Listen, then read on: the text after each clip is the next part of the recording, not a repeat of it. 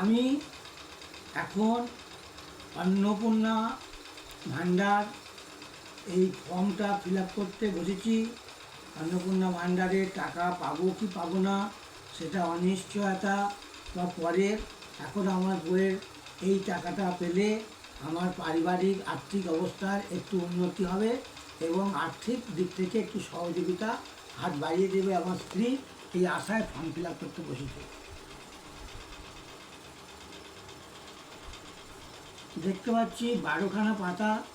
এই 12খানা পাতা fill up করতে গেলে আমি কিছুই বুঝতে পারছি না কোথায় কি লিখতে হবে। যে আমার মাথায় যন্ত্রণা ধরে যাবে।